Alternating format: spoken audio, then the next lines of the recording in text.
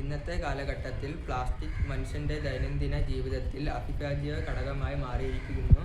ഭക്ഷണം പൊതിയുന്നതിന് മുതൽ വാഹനങ്ങളുടെ ഭാഗങ്ങൾ വരെ എല്ലായിടത്തും പ്ലാസ്റ്റിക് വ്യാപകമായി ഉപയോഗിക്കപ്പെടുന്നു. എങ്കിലും ഇതിൻ്റെ അനിയന്ത്രിതമായ ഉപയോഗം പരിസ്ഥിതിക്ക് ഗുരുതരമായി ഭീഷണിയായി മാറിയിരിക്കുന്നു. പ്ലാസ്റ്റിക് നശിക്കാത്ത ഒരു വസ്തുവാണ്. ഇത് നൂറുകണക്കിന് വർഷങ്ങൾക്ക് ശേഷവും പൂർണ്ണമായി വിഘടിക്കാതെ നിൽക്കും. ഇതുകൊണ്ട് മണ്ണ് മലിനമാവുകയും കൃഷിഭൂമികൾക്ക് ദോഷകരമായി ബാധിക്കപ്പെടുകയും ചെയ്യുന്നു. മഴവെള്ളം അടിഞ്ഞുകൂടുന്നതിനാൽ വെള്ളക്കെട്ട്, മലിനജല സമൂഹങ്ങൾ രൂപപ്പെടുന്നു. പ്ലാസ്റ്റിക് മാലിന്യങ്ങൾ നദികളിലും കടലുകളിലും എത്തുമ്പോൾ അവ ജലജീവികളുടെ ജീവന് അപകടമായി മാറ്റുന്നു.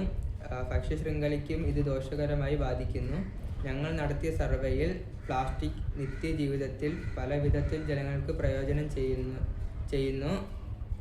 ഇതുകൊണ്ട് ഇത് ഒഴിവാക്കാൻ പ്രയാസമാണ് എന്ന അഭിപ്രായമുണ്ടായി. പ്ലാസ്റ്റിക് ബാഗുകൾ, ബോട്ടിലുകൾ തുടങ്ങിയവയുടെ ഉപയോഗം കുറയ്ക്കുക, പുനരുപയോഗിക്കാവുന്ന വസ്തുക്കൾ തിരഞ്ഞെടുക്കുക, സർക്കാർ നിയമങ്ങൾ പാലിക്കുക തുടങ്ങിയവയിലൂടെ ഈ പ്രശ്നങ്ങൾ നിയന്ത്രിക്കാനാകും. ബയോഡിഗ്രേഡബിൾ വസ്തുക്കളുടെ പ്രചാരം വർദ്ധിപ്പിക്കേണ്ടതും അത്യാവശ്യമാണ്. പ്ലാസ്റ്റിക് മലിനീകരണം ഒരു ആഗോള പ്രശ്നമായിട്ടുള്ളതിനാൽ ഓരോരുത്തരും ഉത്തരവാദിത്തത്തോടെ പെരുമാറേണ്ടതാണ്. പരിസ്ഥിതിയെ സംരക്ഷിക്കുന്നതിലൂടെ മാത്രമേ ഭാവി തലമുറയ്ക്ക് ആരോഗ്യമുള്ള ഭൂമി നൽകാൻ കഴിയൂ.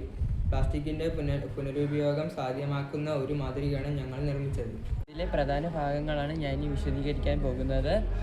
ആദ്യമായാണ് ഗ്രൈൻഡിങ് യൂണിറ്റ്.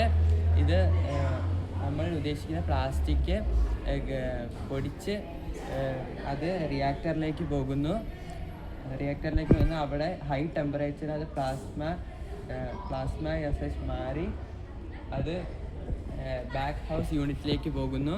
അവിടെ അത് ഫിൽറ്റർ ചെയ്ത് അടുത്ത കാർബൺ ഫിൽറ്ററിലോട്ട് പോവുകയാണ്. അവിടെ കാർബൺ ഒരു പ്യൂരിഫയർ ആണെന്ന് നമുക്കറിയാം. ആ പ്യൂരിഫയർ വെച്ച് നമ്മൾ ഉദ്ദേശിക്കുന്ന പ്ലാസ്റ്റിക് പ്യൂരിഫൈ ചെയ്ത് അത് ഡിസ്റ്റിലേഷൻ യൂണിറ്റിലേക്ക് പോകുന്നു. അവിടെ നിന്ന് പല കമ്പോണൻ്റായി അത് മാറുകയാണ്.